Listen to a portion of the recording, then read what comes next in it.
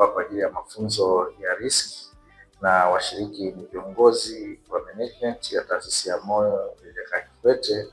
Mafunzo haya ni mafunzo ya muhimu sana, na ndio maana taasisi imetumia gharama kuhakikisha yanatolewa kama ambavyo sheria zinaelekeza za uhasibu na ukaguzi.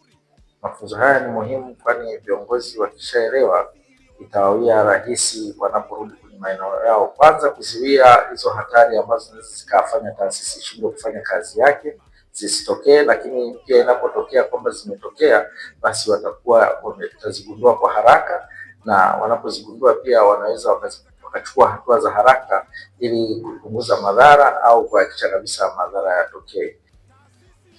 Nipo hapa kwa ajili ya kuendesha mafunzo ya namna ya kumanage vihatarishi, tunaita risk management, kwa mameneja wa top management team ya JKCI. Risk management ni aspect muhimu sana kwa taasisi kimsingi zote za umma na taasisi za binafsi, kwa sababu tunasema kimsingi ni kitu ambacho kinasaidia taasisi iweze kufikia malengo yake kama ambavyo imeyapanga.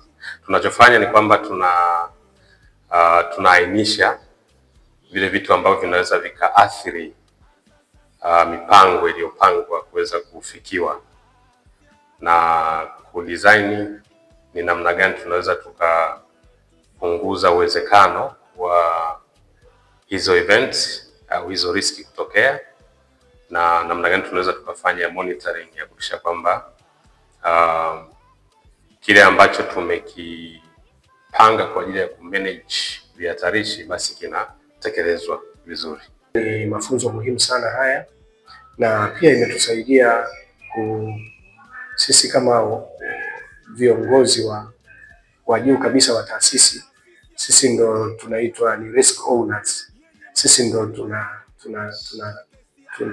tunabeba vile vihatarishi, sisi ndo tunavisimamia, sisi ndo tutaulizwa, tutakuwa accountable kuhusiana na hivyo vihatarishi.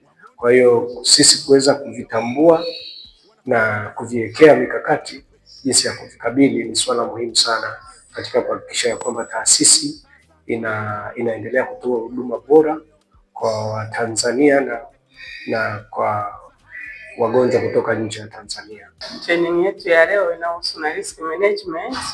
Nimeweza kujifunza vitu mbalimbali vya riski, ambapo riski inaweza ikasababisha taasisi kwenda kwenye crisis ambayo mkuitegemea.